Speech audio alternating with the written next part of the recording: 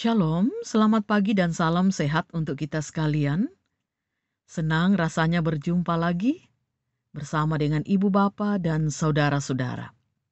Saat ini kita akan membaca dan merenungkan firman Tuhan. Sebelumnya mari kita berdoa. Segala puji syukur kami angkat bagimu Tuhan, karena kemurahan-Mu lah kami dimungkinkan untuk senantiasa mendapatkan waktu mendengarkan firman Allah dan merenungkannya. Kami akan membacanya, kiranya Roh Kudus memberi kami hikmat. Bapa kami di sorga, ampuni dosa kami. Kami siap mendengar, Tuhan bersabda.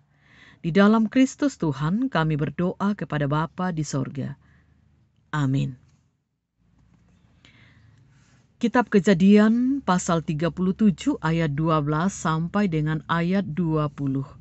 Firman Tuhan, pada suatu kali pergilah saudara-saudaranya menggembalakan kambing domba ayahnya dekat Sikem. Lalu Israel berkata kepada Yusuf, "Bukankah saudara-saudaramu menggembalakan kambing domba dekat Sikem? Marilah engkau kusuruh kepada mereka." Sahut Yusuf, "Ya Bapa."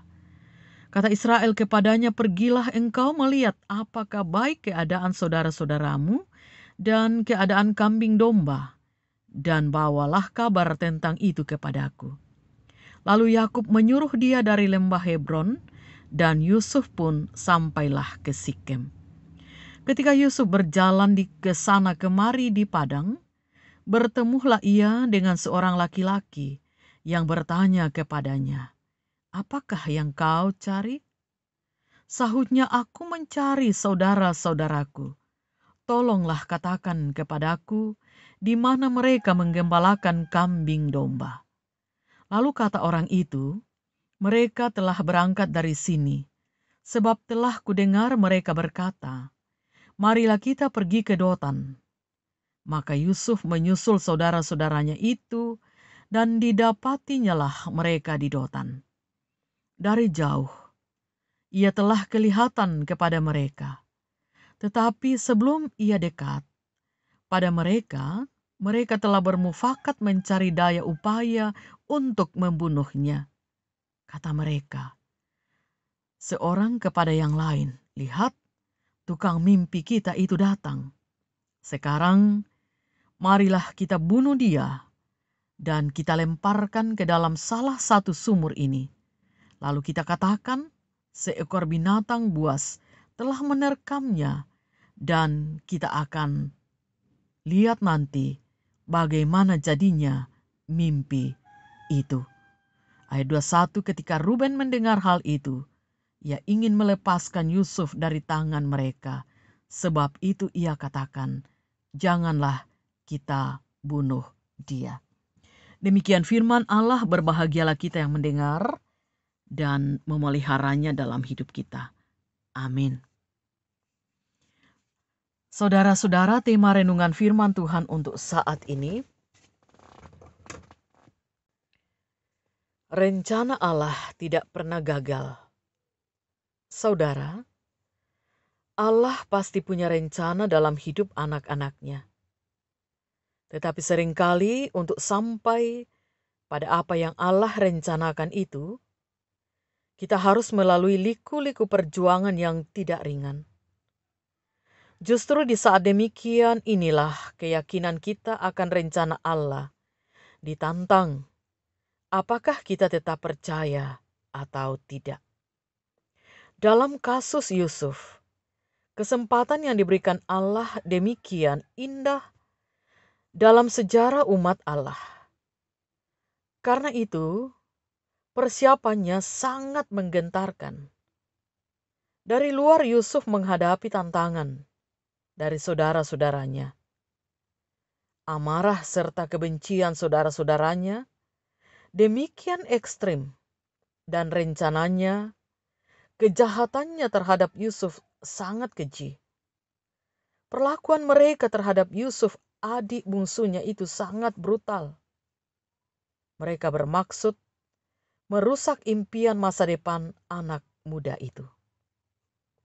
Saudara, dapatkah Anda membayangkan Bagaimana perasaan Yusuf ketika jubahnya dilucuti dan ia dilemparkan ke dalam sumur kering itu? Ayat 28. Yusuf diangkat ke atas dari dalam sumur itu, kemudian dijual kepada orang Ismail itu dengan harga 20 shikal perak. Tentu, hati Yusuf tak mempunyai harapan lagi untuk dapat melihat rumahnya serta ayahnya yang sangat dicintainya. Putuslah harapan ketika ia melihat jubahnya bernodakan darah kambing untuk menipu ayahnya bahwa ia telah dibunuh binatang buas.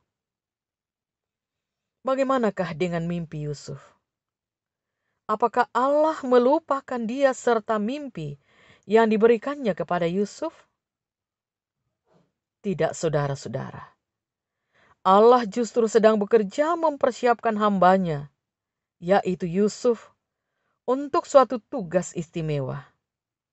Satu langkah lebih dekat lagi untuk tercapainya rencana Allah dalam mimpi Yusuf melalui jalan yang luar biasa itu, yaitu Yusuf dijual oleh orang Midian itu ke Mesir kepada Potifar, seorang pegawai istana Firaun, kepada kepala pengawal raja. Ayat 36. Saudara-saudara, sering kita mengalami penderitaan sebagai jembatan untuk memenuhi rencana Allah yang indah bagi hidup kita. Sekali lagi, penderitaan seringkali menjadi jembatan untuk memenuhi rencana Allah yang indah bagi kehidupan kita. Oleh karena itu, ucapan syukur dan ucapkanlah syukur. Jangan menggerutu serta putus asa apabila menghadapi tantangan dan atau penderitaan. Nantikanlah dengan sabar, sebab Allah sedang bekerja mempersiapkan Anda masuk dalam rencananya yang indah. Allah mempunyai saat yang tepat di mana kita dinilai sudah cakap menerima berkat-Nya. Ingat, tidak ada rencana Allah yang gagal. Demikian firman Tuhan. Amin. Mari kita berdoa. Terima kasih Bapa di sorga, kami dimungkinkan untuk merenungkan firman-Mu di saat ini, menjadi penuntun dalam kami menjalani kehidupan, meskipun banyak tantangan, penderitaan, bahkan sering kami gagal. Kami sadar Allah selalu punya cara untuk mewujudkan rencananya bagi kami, bahwa penderitaan terkadang menjadi jembatan untuk kami dapat memperoleh perwujudan rencana atau janji Allah bagi kami. Berkati kami di dalam keluarga masing-masing, dalam segala tugas tanggung jawab, usaha dan pelayanan kami. Anak-anak dalam pendidikan, baik itu yang sudah bisa ke sekolah ataupun masih daring. Dalam tugas kami, dalam ibadah yang kami lakukan, baik kami sudah bisa melakukannya di gedung gereja ataupun masih dari rumah. Semua yang kami lakukan, kiranya Tuhan berkenan menolong kami. Kami boleh terhindar dari segala mara bahaya. Dan kalaupun kami menghadapi tantangan, kuatkan kami Tuhan untuk bisa melewati setiap tantangan itu dan memenangkannya bersama Tuhan. Kami berdoa untuk orang tua kami yang sudah lanjut usia, anak-anak kami dalam pendidikan, dalam mencari pekerjaan, di dalam bekerja, dan kami berdoa Tuhan untuk bangsa dan negara kami, untuk masalah-masalah yang sedang kami hadapi di tengah mewabahnya pandemi COVID-19. Kami yakin Tuhan, ini pun akan menjadi jembatan bagi kami untuk melihat apa rencana Tuhan di balik adanya pandemi virus ini untuk setiap kami. Kami berdoa, Tuhan menuntun seluruh anggota jemaat-Mu, terlebih khusus buat saudara-saudara kami pencinta saat teduh, yang tidak pernah melewatkan itu dari pagi ke pagi atau dari waktu ke waktu, sebab meyakini betapa luar biasanya firman Tuhan untuk kami. Pemerintah kami, bangsa dan negara kami, tetap kami doakan, petugas keamanan, tenaga medis, kiranya diberkati Tuhan. Bapa di sorga, tuntunlah kehidupan kami hari lepas hari, sejauh yang Tuhan masih perkenan untuk kami jalani. Inilah doa kami Tuhan. Ampuni dosa kami, dengarkan doa kami. Melalui Tuhan Yesus kami berdoa kepada Bapa di sorga. Amin. Demikian ibadah kita untuk saat ini.